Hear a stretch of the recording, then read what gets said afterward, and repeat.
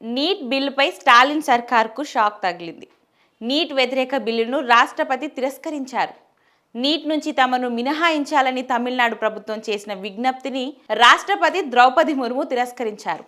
వైద్య విద్యలో ప్రవేశాల కోసం నిర్వహించే నీట్ పరీక్ష నుంచి తమిళనాడు నుంచి మినహాయించాలని తమిళనాడు రాష్ట్రం కొన్నేళ్లుగా డిమాండ్ చేస్తుంది.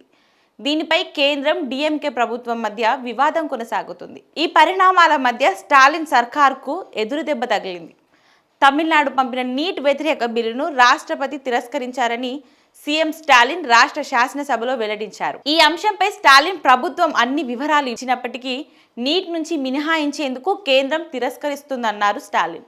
ఇది దక్షిణాది రాష్ట్రాన్ని అవమానించడమే అన్నారు. మన అభ్యర్థనను తిరస్కరించవచ్చు కానీ మన పోరాటాన్ని ఆపలేరని స్టాలిన్ అన్నారు. ఈ నిర్ణయాన్ని సవాల్ చేసేందుకు న్యాయపరమైన మార్గాలను అన్వేషిస్తామని ఆయన అసెంబ్లీలో తెలిపారు. దీనిపై సమగ్రంగా చర్చించేందుకు ఏప్రిల్ 9న అఖిలపక్ష సమావేశానికి పిలుపునిచ్చారు.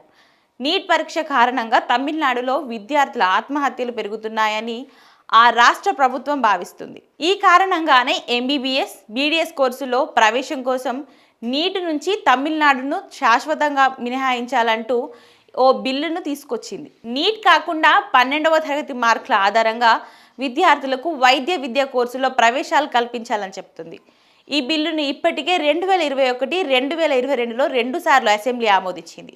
కానీ గవర్నర్ దీన్ని పలుమార్లు తిరస్కరించారు. దీంతో బిల్లులో కొన్ని మార్పులు చేసి రాష్ట్రపతి ఆమోదం కోసం పంపించారు.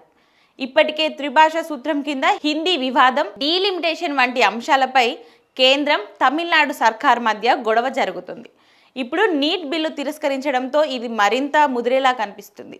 వచ్చే ఏడాది జరగనున్న తమిళనాడు అసెంబ్లీ ఎన్నికల్లో ఈ అంశాలన్నీ కీలకంగా మారే అవకాశాలు కనిపిస్తున్నాయి.